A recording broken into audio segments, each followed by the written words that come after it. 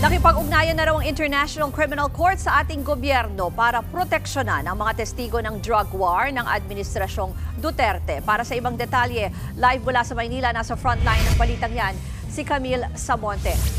Camille, ano na daw ba ang napag-usapan ng ICC at ng ating mga otoridad dito sa Pilipinas?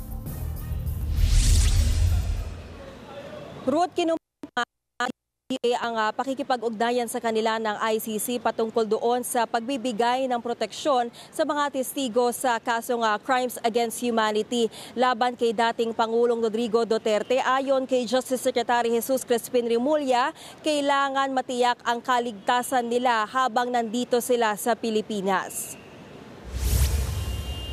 Sabi ng DOJ, una na raw nahirapan ng mga biktima na maghain ng kaso dito sa atin dahil hirap makakuha ng ibang testigo at ebidensya. Hanggang 4 ang ilalagay ng DOJ sa Witness Protection Program. Pero paglilinaw ni Remulla, hindi gobyerno ang gagastos para ilipad sila sa The Hague sa the Netherlands para humarap sila sa paglilitis.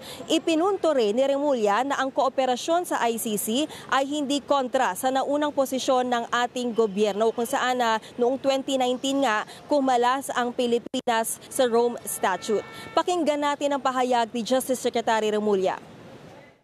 We already chose not to pursue the cases and let the ICC pursue these cases. Given that, it becomes also our obligation to help them because we are giving up our jurisdiction for their jurisdiction. Kasi nga, ang hirap na i-prove yung case dito at i-build up ang kaso dahil yung mga kailangan mong magsalita ay kasama sa krimen. Kaya komplikado rito. Ruth, kaugnay niyan, tinutuloy of Public Counsel for Victims ng ICC ang hiling na interim release o yung pansamantalang paglaya ni dating Pangulong Duterte. Giit nila, may sapat na bayan ang mga paratang kay Duterte. At dahil nga sa bigat ng kaso, mas malaki ang posibilidad na siya'y tumakas. Mas malaki rin daw ang insentibo niyang umiwas sa pananagutan. Ruth. Yan po ang Express Report ni Camille Samonte. Mga kapatid, Ruth Cabalco, para sa mabilis na pasada ng mga balitang dapat niyong malaman, mag-follow at mag-subscribe sa social media pages ng News 5.